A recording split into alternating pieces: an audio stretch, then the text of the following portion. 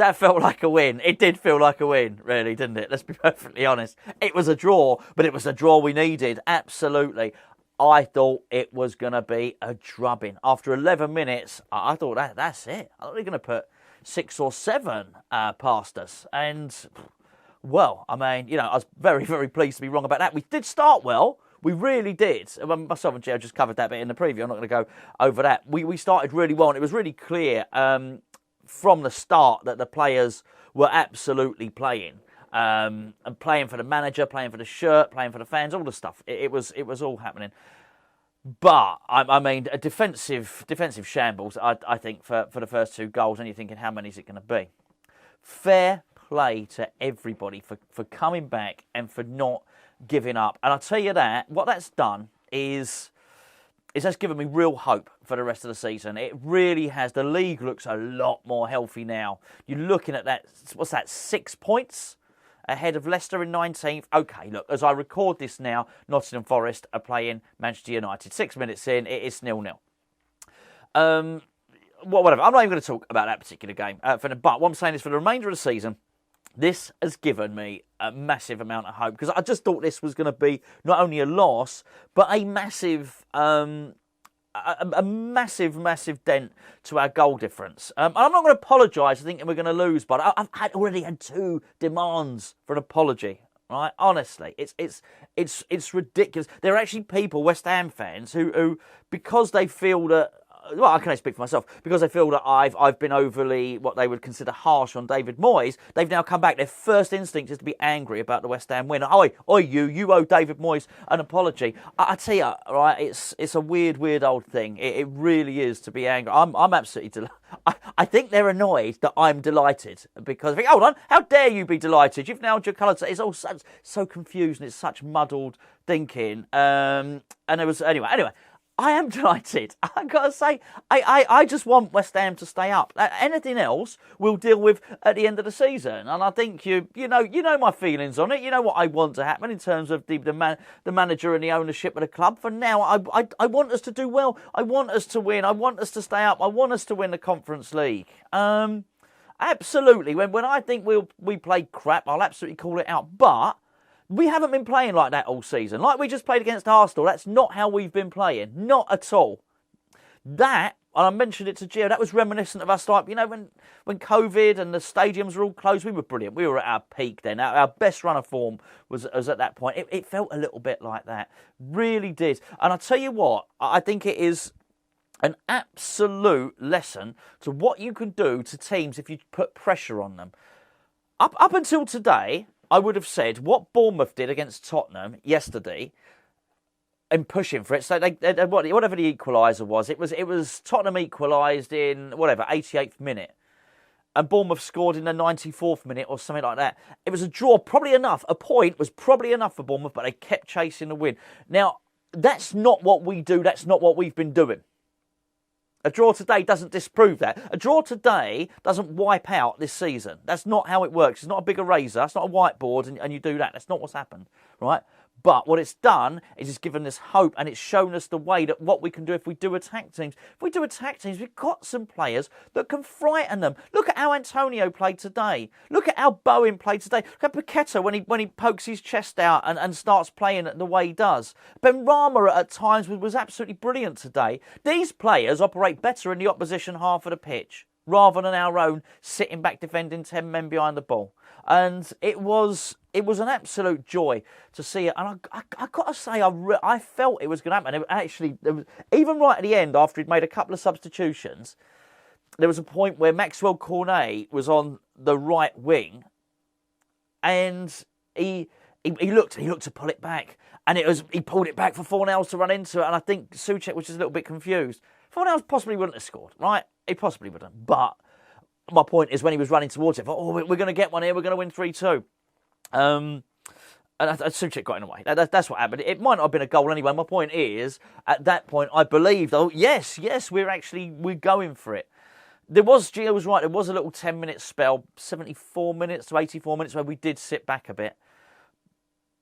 But we did carry on going for it, because we had another couple of attacks after that. I thought it was really, really, really good. Really good indeed. And And I do. I was yesterday crapping myself about playing Bournemouth. And it's amazing what a victory. It's a victory. I don't even call it a victory. It's amazing what an unexpected point can do. It's amazing what attacking can do. There's a lesson there. I do believe there's a lesson there, David Moyes. Look at how that stadium got lifted. I've been saying for ages, you have to give the fans something to cheer about. In the end, the stadium was raucous. The stadium was loud. It was breaking into song. There was belief in the fans. There must be belief in the players now. Now I'm not fearing Bournemouth, and you know this. I've been worried about Bournemouth for a little while. Now I'm thinking, well, actually, I'm sure we can do something against them. The trick is not to sit back and defend all the time and try and beat them 1-0. Well, I want us to play against Bournemouth like we played against Arsenal, and we pressed from the first moment. We gave them no time on the ball at all, no time to pass it out. I think that Gabriel is a really good player, but he was a startled mess by the end of it. He absolutely was.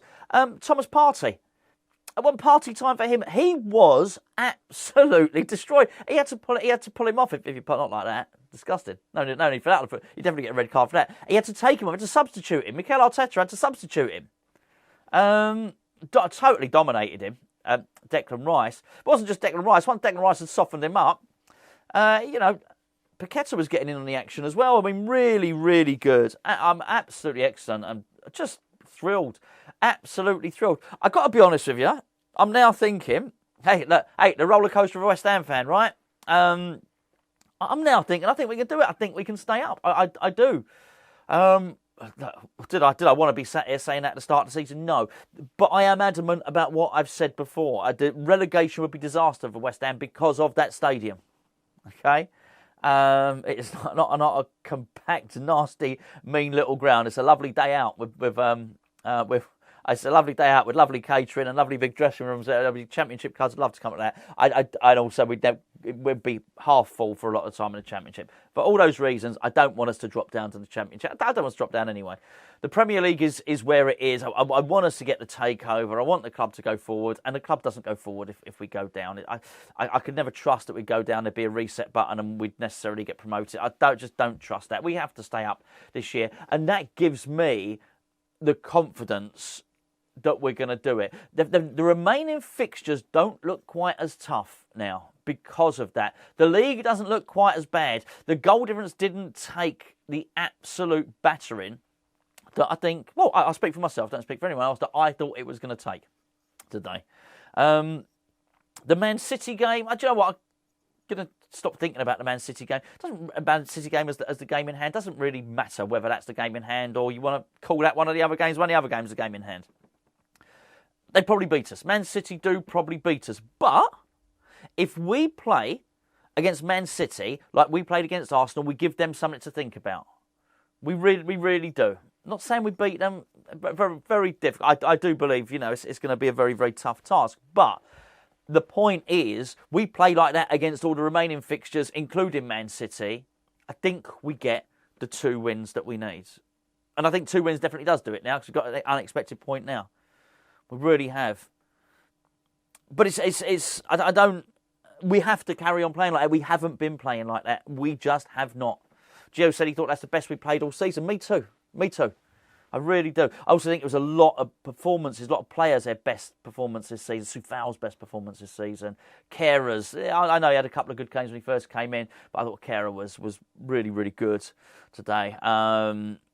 It's hard to say that it's Declan Rice's best performance. He plays at such a high standard. Certainly Antonio's best performance and one of Bowen's. He was unplayable.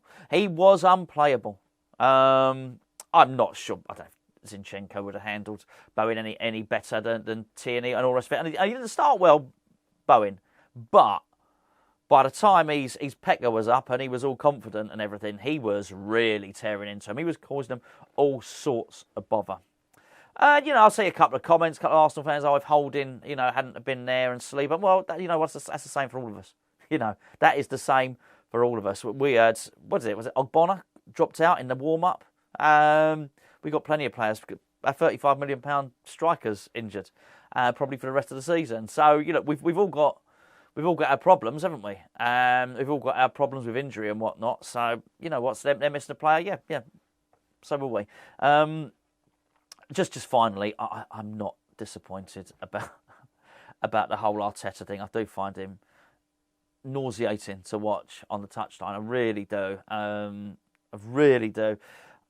I actually think it's probably bad for the league if City win 4 in a row. Would it be 4 in a row, 3 in a row, whatever it is? I don't think that's healthy for any competition. Dominance in any competition is not. Well, if you get dominance, it ceases to be a competition. It becomes a parade and exhibition. So I don't think that's great. That being said, and I haven't traditionally got any dislike for Arsenal. I just find him quite a hard watch, to be honest with you.